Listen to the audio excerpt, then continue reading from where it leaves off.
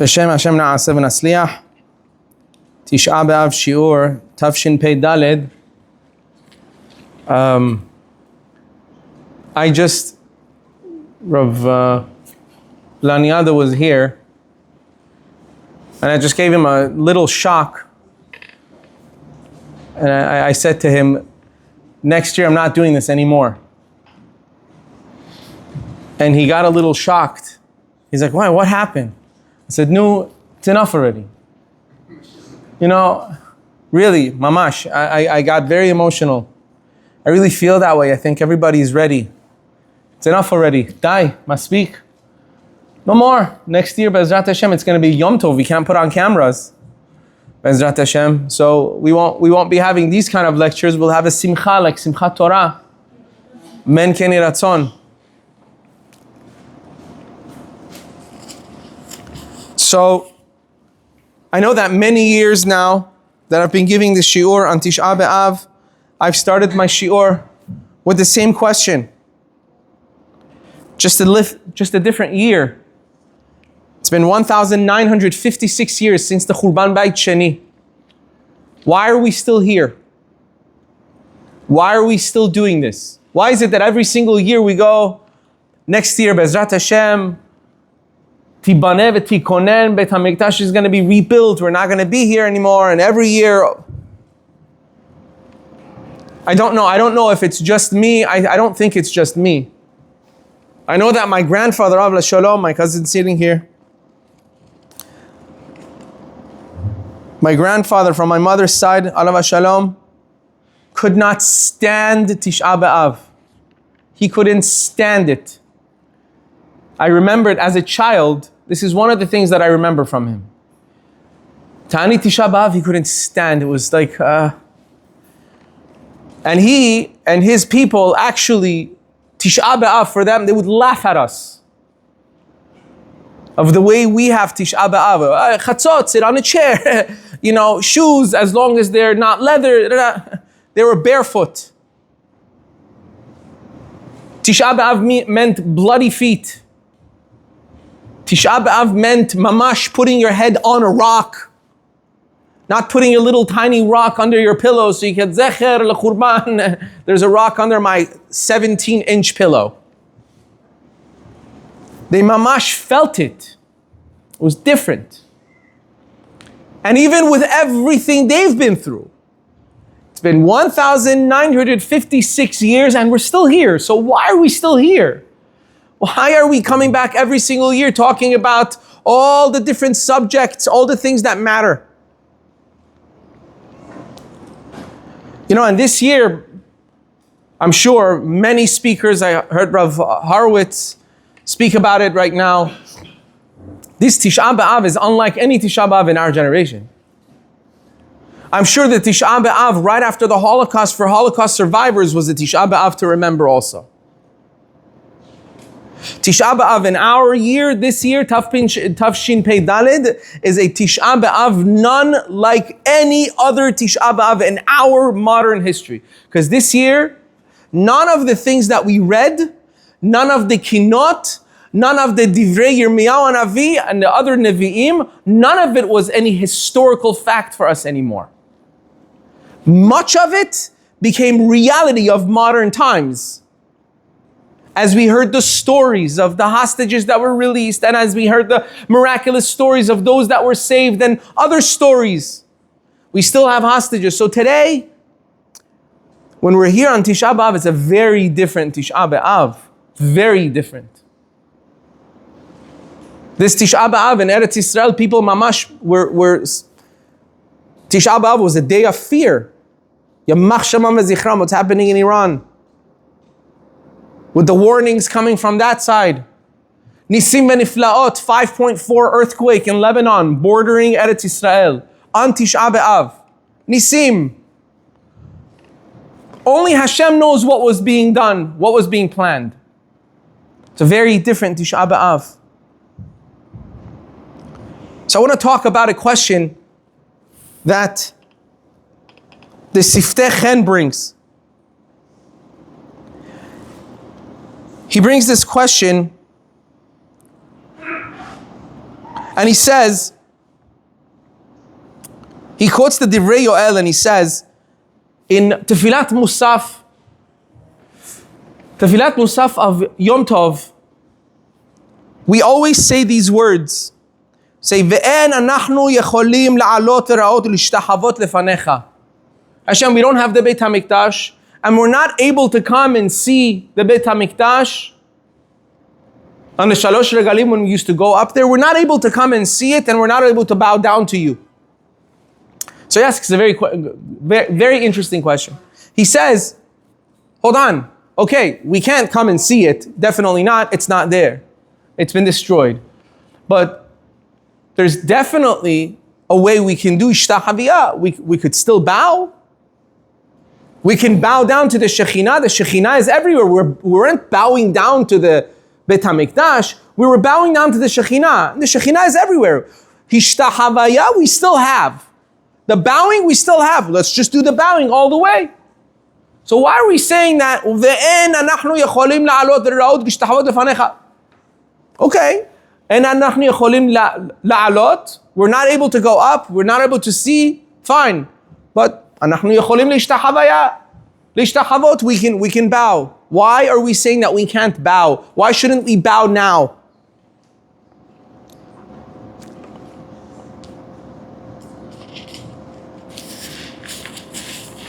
I want to read everyone an article that I read a while back that might be able to answer this question. This article was written in July 17th of 2018. I know many people don't know or recognize or understand how such an article can be written, but it's an article, it's a printout. This is the article that was written in an interview by a newspaper from an Ethiopian Jew in Eretz Israel. Just listen to what he says. I won't read the whole thing, just some parts. But I kept this article since 2018 on my phone. Once in a while I read it. And you'll see why.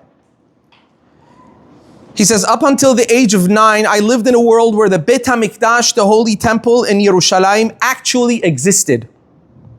Like my parents and teachers, I believed that the second temple stood in its place in Yerushalayim and was literally made of pure gold.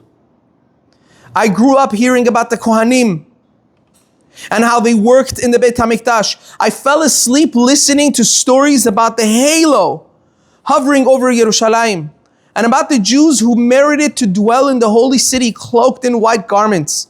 People blessed with pure hearts, clean thoughts, and devoid of sin. Overhead, I would imagine the Shekhinah, the divine presence, as an angel. Those of you that still don't understand what's going on, this is an Ethiopian Jew from a village that had no news of the destruction of the second Beit HaMikdash. They had no idea. Their tefillot they were davening that one day we're going to go to Yerushalayim and we're going to bring korbanot in the Beit HaMikdash. Deep within Ethiopia, my family and I, along with our neighbors from the Beta Israel community, hoped to merit to return to Yerushalayim one day. We prayed and performed customs that expressed our yearning for Tzion.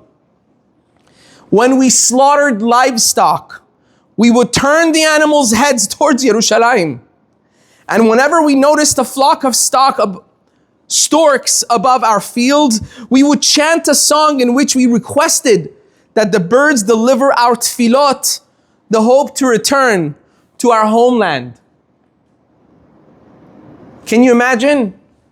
They did ritual slaughter as if they're doing korbanot. They were ready to bring korbanot in the Beit HaMikdash. They had no news. They were so closed off from the outside world. They had no idea that the Beit HaMikdash has been destroyed for almost 2,000 years. We knew that the first temple had been destroyed. During the first 17 days of the month of Av, we would fast during the daytime. We chanted special lamentations in Amharic and practiced the other customs of mourning prevalent among many Jewish communities. We even continued ritual sacrifices as a distant memory of the temple times. How strong was our belief in the sanctity of Yerushalayim in our homes in Ethiopia. The most powerful educational concept that resonated within children and adults alike in Ethiopia, passed down from generation to generation, was awareness of the need for us to safeguard our purity and our hearts and our deeds in order that we would one day be worthy. We would be zocheh to enter Yerushalayim, heaven on earth. The idea of Yerushalayim was the force that provided us with the stamina to preserve during the arduous trek through the desert. They walked through the desert to get to where they are now. It was a dream that kept us going. We wanted to reach it, achieve it.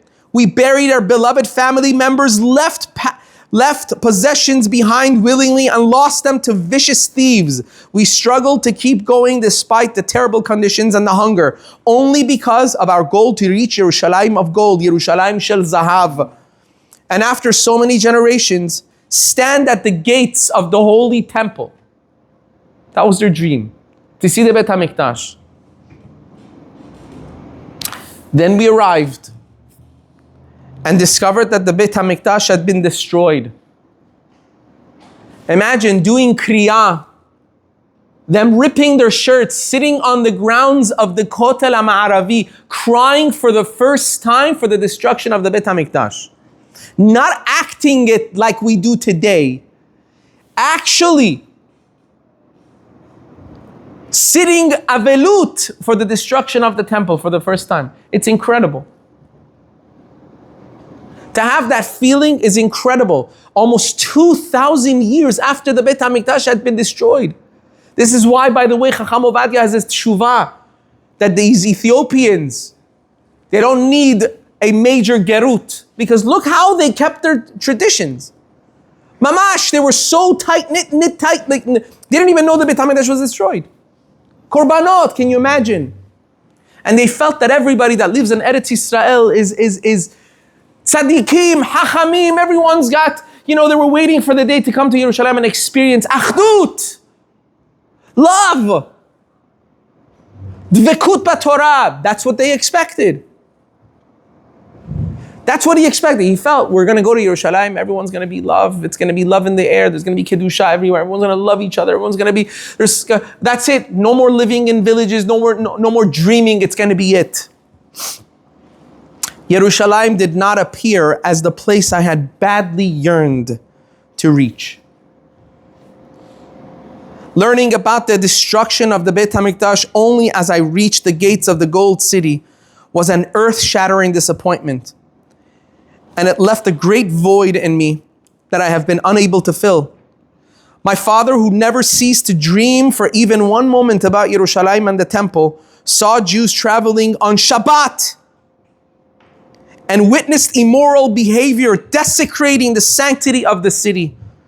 I could hear his heart breaking anew each time he experienced it. How pure you have to be to come from Ethiopia, and he would see people driving on Shabbat and it would break his heart. They couldn't take it. That's not what they dreamed. This is Yerushalayim. This is what we dreamed of. Where's the Shabbat? Where's the Kedusha? Where's that aura? It was all mamash a dream for them. And he goes on to talk about the lack of achdut. And it took him years and his family to get adapted and to find themselves, to do things, to bring, once again, he works in organizations today to once again bring the Kedusha in, to bring in people, to really feel what Eretz Yisrael is supposed to feel like. But he had a very hard time at a very young age.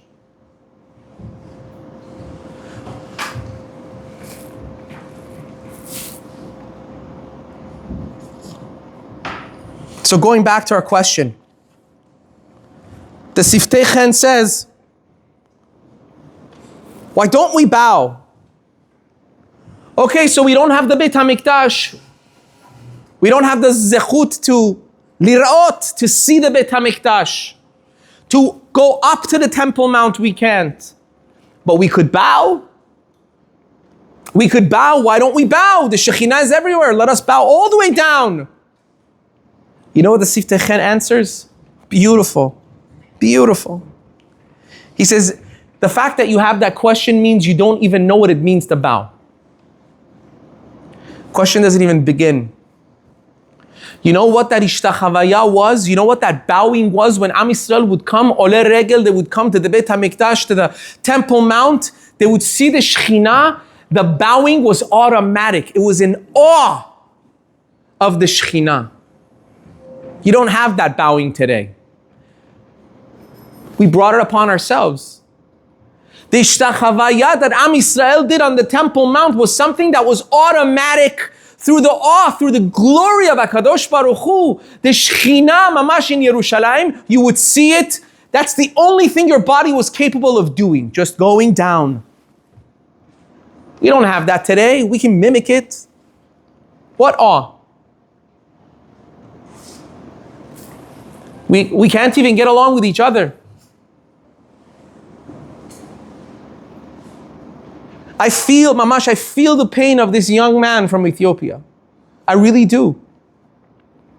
Such a disappointment for someone like that grew up the way they did. We all have those expectations. I grew up in Iran dreaming to go to Eretz Israel. And then unfortunately you go, and Baruch Hashem, this is not Eretz Israel itself, pure gold. Kodesh Kodashim. But then when you see the way things go, sometimes political, the politics in Eretz Israel and the government and the way that it hurts you from within. You think to yourself, this shouldn't be us. We shouldn't be doing this. We shouldn't be like this. We should be bringing the Shekhinah in. We're capable of doing it. Where is that awe of the Shekhinah? We're in Yerushalayim, Ir HaKodesh. In Yerushalayim. It's like watching somebody out of their car, driving it with their car in Yerushalayim, throwing out trash. You know, it's a isur. But when you live there, sometimes you live there, you don't recognize, you don't realize. But it's such disrespect to Ir HaKodesh, Yerushalayim, throwing out trash. We should be walking around the streets picking up trash. So do we have the question again? Why don't we bow? Why don't we bow now? Because we don't deserve to bow. If there's trash in the streets of Yerushalayim, we don't deserve to bow. Because we don't respect it, we don't understand it, we don't get that awe.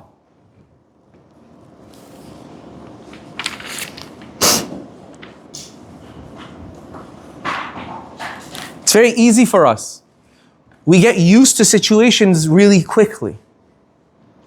I've said this many times. I think it's the greatest gift from HaKadosh Baruch Hu. One of the greatest gifts that Hashem has given, bestowed upon Am Yisrael, is this ability to go on. I don't think any other nation has that. The ability to keep pushing. How much have we been through? We've been through pogroms, destructions, holocausts, and we keep pushing. We keep pushing. Why? Because it's mamash, a gift from Hashem that helps us continue to grow and go higher and higher and higher. But at the same time, that same gift sometimes works against us because we forget too soon. We do forget too soon. We just had the worst tragedy in Jewish history in modern times ever. Our Simchat Torah was turned into a massacre. Hundreds, thousands killed, hundreds more taken hostage. The brutality of it, we had the worst. Yet now, first, it was Avinu Malkeinu every day after tefillah, and a special tefillah, and then 3-4 Shir LaMa'alot. Then the Avinu Malkeinu was taken away. Obviously, it's for good reason, fine. You don't want to do Torah Tzibur too much. But then the attitude towards it changed also. There was a time we would stand together and mamash say a capital Tehillim together with Kavanah for Am Yisrael. Now it's on our way out. Now it's while we're wrapping up, while we're finishing our Shir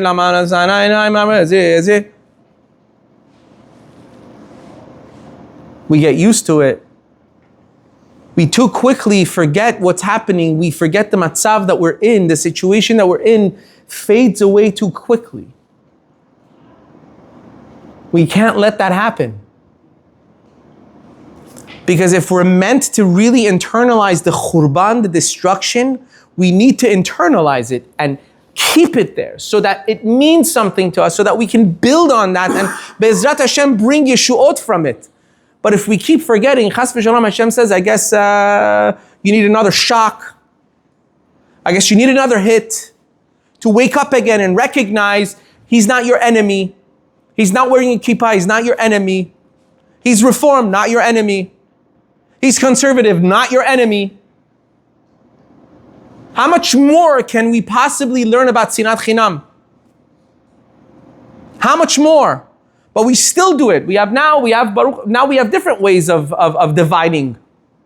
It used to be you're Sephardi, you're Ashkenaz, you're Chiloni, you're not Chiloni, or this, that. Now, the new thing is Democrat or Republican. As if it matters. It's a joke. Now we see Jews that are Democrats and we can't talk to them. Like, how could you? What do you mean? It's stupidity. Why don't we bow? Because we don't deserve to bow. Learn the Gemara that discusses the Aliyah L'Regel. How many halachot are learned out from the fact that Jews had to go up together? If there were Jews that for any way, any reason, shape or form would break the achdut of Am Yisrael, they were patur. People that couldn't walk, the Gemara says, patur, don't go. Part of it wasn't because they can't walk. It was, there needs to be a unity of a unit doing the same things together, because it was a momentous occasion of Am Yisrael coming together, seeing the Shekhinah bowing. Do you understand what that was? It was a shock for an entire year until the next Chag. So Hashem says in the Torah, if there's anyone that will break that in any sense, it's okay, stay home. This needs to be beyachad. So much so that the Gemara talks about people that were tanners, people that worked in manure. It says they were patur from going. Chachamim say why? Because they smelled. And it was uncomfortable for other people. And the Gemara says they were patur. I heard over from one of the Chachamim, why? I think it was a friend that pointed this out. He said, because it's not the time. Right now it's a time of achdut. You come, you might bring in ill feelings between Am Yisrael. Someone might see you, might smell you, might not like you. Not the time. We don't want to even risk someone not liking somebody else. Because the occasion was for total unity. You need to have it for the Shekhinah. It's the time of the Shekhinah. Anything that could break that unity, leave it. You're patur. You've done the mitzvah, stay home. It's incredible. It's incredible how much our achdut means. How much our avat chinam means. It's incredible. It brings the shekhinah. That's what we need. So the ole regel that would go up, it wasn't just this magnificent scene of glory of Hashem's Shekhinah. It was also the scene of everyone coming together and in awe. You know, you watch, if anyone has ever been to the Siyum HaShas, with over 100,000 people, your heart pounds. There's a kedusha there, there's an awe there, there's a feeling of achdut, like we did it together, and I don't care, this guy's Ashkenaz, this guy's Hasidic, this guy's Sephardi, I don't care. We all read the same daf, the same time, the same day, for 7.5 years, we gave it all we got, I love you. You're not asking the guy, by the way, excuse me, are you a Democrat? Who'd you vote for? Who are you voting for next year? But no one asks those questions. Because we feel the achdut, and that's what's missing. We want to bring back the Shekhinah. We need to bring the achdut. We cannot afford another Ethiopian Jew coming to Eretz Yisrael, Rahman and Itznan. I don't know if there's any more left. Baruch Hashem, I think they all came already. But we can't afford another person that's been dreaming to be a part of Am Yisrael, that comes in and he's thrown into this situation of, what? This is us? This is what I wanted to join? Have you seen a convert converting to Judaism? Have you seen converts that converted to Judaism? You envy them. You envy them. Mamash, you envy them. I have a certain jealousy towards them. The way they see Yiddishkeit, the way they see Judaism, the way they see Achdut and unity is, you're a nobody compared to them. The way they do things, it's incredible. We have to learn from them because they know the truth. They've learned the Sefarim and they've decided this is how Yahdut is. This is what Judaism is all about. This is what the Torah is all about. This is what our unity is all about. I want to be one unit with these people. And then chas v'shalom la alenu, sometimes things happen and they get so disappointed. They get so disappointed because they know the real thing. We've forgotten the real thing. That's our problem. We think that it's okay for us to dislike a Jew because of the way they voted or because of the way they think or because of the schools they send their children to or because of their hashkafa in their home. They have a TV, they don't have a TV, I don't care. Yes, I disagree with you 1,000%. I don't believe you should be doing this, I don't believe you should be doing that. But when push comes to shove, I ask people today, I said if they tell you right now, pick up the phone, you know your first cousin that you haven't talked to for 13 years because he took your money, you were partners, and he stole from you. It's a given, we know he stole from you. No one's saying he didn't steal from you. He stole from you. But we'll give you the phone and tell you, you call this person and tell him, I mochel you, I love you from the bottom of my heart, 3 hostages, go home immediately. Who wouldn't do it? You wouldn't do it. Should I even ask, raise of hands, who wouldn't do it?